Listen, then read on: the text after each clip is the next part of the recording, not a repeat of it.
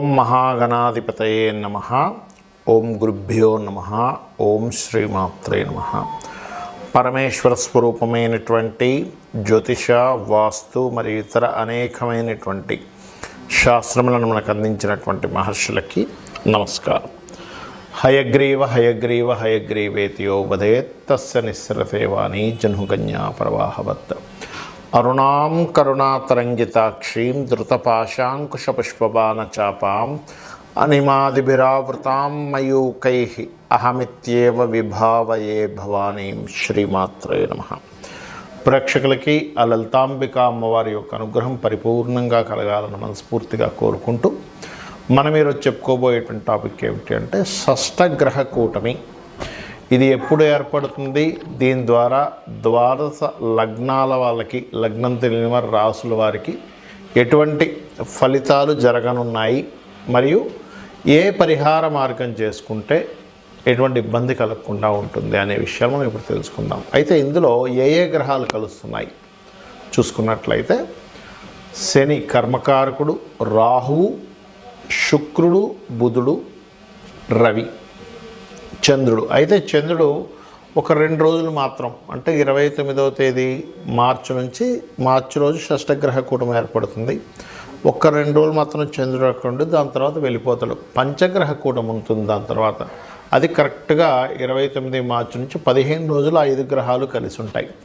దాని తర్వాత ఒక్కొక్క గ్రహం వెళ్ళిపోతూ ఉంటుంది. రవి, దాని తర్వాత శుక్రుడు, అలా మారిపోతారు. అయితే ఈ గ్రహ కూటమి వల్ల ద్వాదశ లగ్నాల వారికి ఏమి జరగబోతుంది, ఎటువంటి పరిహార మార్గాలు చేసుకోవాలనే విషయాన్ని చెప్తుంది నేనైనప్పటికీ కూడా చెప్పిస్తుంది సాక్షాత్ లలిత అమ్మవారిగా భావిస్తూ ఒక్కొక్క లగ్నము లేదా రాశి గురించి తెలుసుకుందాం. మకర లగ్నము, మకర రాశి. మకరం వారికి ప్రత్యేకంగా ఇక్కడ ఈ షష్టగ్రహ కూటమి 3వ స్థానంలో, పరాక్రమ స్థానంలో సంచారం జరుగుతున్నాయి 6 గ్రహాలు. అందులో చంద్రుడు మార్చి 29-30 వరకు ఉండి దాని తర్వాత పక్కకి వెళ్ళిపోతున్నాడు. ఆల్మోస్ట్ 5 గ్రహాలు కలిసి ఉంటాయి. మీకు ధైర్యంగా ఏదైనా ఒక పని ప్రారంభించడం వల్ల యోగం ఇస్తున్నాయి ఈ గ్రహాలన్నీ కూడా. రెండవది, సామాజికంగా కొన్నిసార్లు చూడండి, ఒక చిన్న ఇష్యూస్తోనే అద్భుతమైన పేరు ప్రఖ్యాతులు వస్తాయి, సమాజంలో దూసుకుపోవడం జరుగుతూ ఉంటుంది. అలా సామాజికమైనటువంటి ఒక పేరు ప్రఖ్యాతులు కానివ్వండి, అది గుర్తింపు కానివ్వండి ఇస్తుంది ఈ షష్టగ్రహ కూటమి మకరం వారికి. వివాహం కోసం ప్రయత్నం చేసేటువంటి వారికి చక్కటి కలయిక, ఈ కాంబినేషన్ అంటే తొందరగా మీకు సిద్ధిస్తుంది ప్రయత్నం అనేటువంటిది. మరియు వ్యాపారాలు కూడా చాలా రోజులు ఎప్పటి నుంచో వ్యాపారం చేస్తున్నాం కానీ లాభాల వైపు రావట్లేదు, అడ్వర్టైజ్మెంట్ ఇస్తే వస్తుందా లేకపోతే ఏమిటి తర్జన భర్జన పడేటువంటి వారికి ఈ గ్రహ కూటమి ఖచ్చితంగా లాభాల్లోకి తీసుకెళ్తుంది. మరి ఇక్కడ జాగ్రత్త పడవలసిన అంశాలు ఏమిటి? 1 ఫైనాన్స్, రెండవది ఏదైనా గృహం, ముఖ్యంగా ఎర్ర మట్టి ఉన్నటువంటి భూములు కొనుగోలు చేసేటువంటి విషయాల్లో చాలా జాగ్రత్తగా ఉండాలి. మరియు మీరు కూడా కాస్త ఈ కొత్త పరిచయాలు ఏర్పడే విషయాల్లో కొంత జాగ్రత్త వహిస్తూ ఉండాలి. అదేవిధంగా ఇక్కడ తండ్రి గారికి సంబంధించిన ఆస్తి విషయంలో కూడా కొంత జాగ్రత్త వహించాలి. వ్యాపార సంబంధించిన విషయంలో ఇందాక లాభాలు వస్తాయని చెప్పుకున్నాం. అయితే ఇక్కడ వ్యాపారం అనేటువంటి విషయంలో మీ పర్సనల్ చార్ట్లో ధనాన్ని ఇచ్చేటువంటి ప్లానెట్ ఎవరయ్యారు ఫస్ట్ తీసుకోవాలి. ధనాన్ని, లాభాలని ఇచ్చేటువంటి ప్లానెట్ ఏదైంది, మీకు ఏ వాటి మూలంగా వ్యాపార యోగాలు ఉన్నాయనేది మీ పర్సనల్ చార్ట్లో చూసుకుని అడుగు వేయాలి. అంతేగాని గ్రహస్థితిలో ఇప్పుడు వ్యాపార లాభాలు వస్తున్నాయి కదా, ఇంకేముంది నేను ఏ వ్యాపారం చేసినా సాగుతుంది అనుకోవడం కరెక్ట్ కాదు, గుర్తుపెట్టుకోండి. సో మీ పర్సనల్ చార్ట్లో చెక్ చేసుకొని అప్పుడు తత్సంబంధించిన వ్యాపారాలు చేయండి, బాగుంటుంది.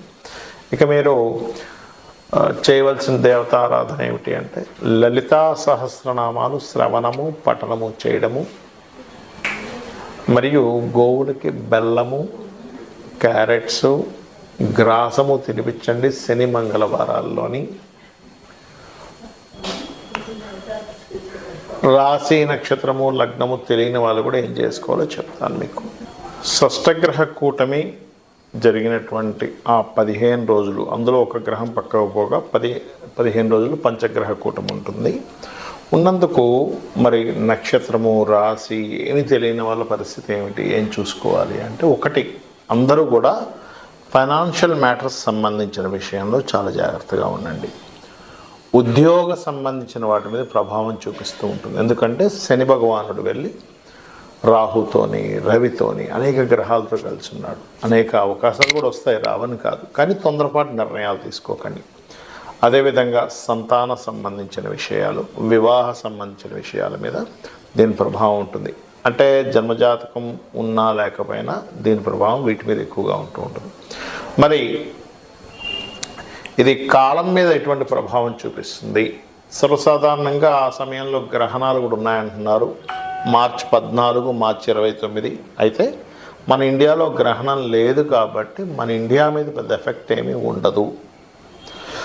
మార్చి 29 తర్వాత మనకి అక్కడి నుంచి మనకి సంవత్సరం కూడా, తెలుగు సంవత్సరం కూడా మారబోతుంది. ఎప్పుడైతే విశ్వవసు నామ సంవత్సరం వస్తుందో క్రోధినామ సంవత్సరం సంబంధించినటువంటి ప్రభావం కూడా తగ్గుతుంది. కాకపోతే విదేశీ సంబంధించిన విషయాల్లో అనేకమైనటువంటి దేశాలకి కొద్దిగా ఆర్థిక మాన్యము అంటూ ఉంటారు. ఈ ఆర్థిక మాన్య ప్రభావం విదేశాల మీద ఎక్కువ పడుతూ ఉంటుంది. మన దేశంలో పడదా అంటే చిన్నపాటి చూపిస్తుంది. కాకపోతే ఇప్పుడు ఉన్నటువంటి గ్రహస్థితిని, రాబోయేటువంటి గ్రహస్థితిని కనుక చూసుకున్నట్లయితే అది జలరాశుల్లో అవుతుంది. కాబట్టి కొంచెం జల ప్రదేశాల్లో ఉండేవారు, విదేశాల్లో ఉండేవారు కొంత జల సంబంధించినటువంటి ప్రభావం ఎక్కువగా ఉంటుంది. అంటే ఆకస్మికంగా జల సంబంధంగా వస్తుంటుంది చూసారు, వర్షాలు పడడం, తుఫాన్లను, సముద్రాలు పొంగడం, ఇట్లాంటి ప్రభావం జలరాశుల్లో షష్టగ్రహ కూటమి జరుగుతున్నందుకు దాని మీద ప్రభావం చూపిస్తుంది. ఇది ముఖ్యంగా గుర్తుపెట్టుకోండి. అయితే ఈ షష్టగ్రహ కూటమి తర్వాత కొంచెము భూమికి సంబంధించినటువంటి విషయాలలో చూసుకున్నట్లయితే కొంత పాజిటివ్ ఫలితాలు కూడా వస్తాయి మనకి. ఇండియా, మన ఈ ప్రాంతాల్లో చూసుకున్నట్లయితే అంటే విశ్వవసునామ సంవత్సరం నుంచి ల్యాండ్ రిలేటెడ్ సంబంధించినవి కొంచెం స్లోగా మూమెంట్ వస్తుంది. ఇప్పుడు మనకి చూడండి, హైదరాబాద్లో ఎక్కడ భూములు అక్కడ స్ట్రక్ అయిపోయినట్టుగా ఉన్నాయి అని అనుకుంటున్నాను చూసారు. ఇది ఇంకొక 4-5 ఏళ్ళ వరకు పెద్దగా మారే పరిస్థితి లేదు అని చాలామంది వాపోతున్నారు. కాకపోతే ఎప్పుడైతే విశ్వవసునామ సంవత్సరం కనెక్ట్ అయ్యి కేతువు ఎప్పుడైతే మనకి సింహరాశిలోకి ఎంటర్ అవుతాడో అక్కడి నుంచి భూతత్వ రాశుల నుంచి కేతువు సింహరాశిలోకి ఎప్పుడైతే ఎంటర్ అయ్యాడో అదొక మంచి ఫలితం ఇస్తుంది. మరియు దీంతోపాటు రవి, సూర్య భగవానుడు మీనరాశిలోనే ఉంటున్నాడు. ఎప్పుడైతే మీనరాశిలో అనేక గ్రహాలతో కలిసి ఉంటున్నాడో ఇది కూడా ఇచ్చే రిజల్ట్ ఏమిటి అంటే లా అండ్ ఆర్డర్ మీద గవర్నమెంట్ తీసుకునేటువంటి నిర్ణయాలు విశ్వవసునామ సంవత్సరంలో, అదేవిధంగా అనేకమైనటువంటి విషయాల్ని అంటే మన లాలో ఉన్నటువంటి అనేకమైన విషయాలు ప్రక్షాళన జరగడం, ఒక నిర్దిష్టమైనటువంటి కొన్ని రూల్స్ ప్రవేశపెట్టడం, గవర్నమెంట్ కొన్ని స్ట్రిక్ట్ రూల్స్ ప్రవేశపెట్టడం కూడా జరుగుతుంది. ఇక్కడ నాకు నక్షత్రము, గ్రహము అంటే ఏమీ తెలియదండి, నేనేం చేసుకోవాలి రెమెడీ అని చెప్పి అనుకునేటువంటి వారికి ఒకటే, మనకి గ్రహణాలు వచ్చినప్పుడు అంటే 14 మార్చి ఒకటి వస్తుంది, 29 మార్చి ఒకటి వస్తుంది. ఆ సమయంలో ఈ షష్టగ్రహ కూటమి ఉన్నప్పుడు ఉండే గ్రహణానికి కూడా చాలా పవర్ ఉంటుంది. కాబట్టి మీరు ఏ దేవతామూర్తిని ఆరాధన చేసుకున్నా ఆ దేవత యొక్క నామాన్ని గ్రహణ సమయంలో తలుచుకోండి, షష్టగ్రహ కూటమి ఉన్నప్పుడు. అదేవిధంగా మరొకటి ఏంటంటే లలితా సహస్రనామాలు నిత్యము లలిత చేసుకుంటూ ప్రాణాయామంతో కనుక లలిత అంటే ఓం శ్రీమాత, శ్రీ మహారాజ్ని, శ్రీమత్ సింహాసనేశ్వరి, మళ్ళీ మూసేసి చిదగ్నికుండ సంపుతాల చేసినట్లయితే మీ గ్రహస్థితి ఎలాగున్నా కూడా 100% అమ్మవారి అనుగ్రహంతో మీరు అప్పుల బాధల నుంచి, ఫైనాన్షియల్ క్రైసిస్ నుంచి ఏ పనులు జరగకుండా ఆగిపోతున్నాయి అనుకోండి, ఆ పనులన్నీ ముందుకు కదలడం ఇవన్నీ కూడా జరుగుతాయి అమ్మవారి అనుగ్రహంతో. శ్రీమాత్రే నమః.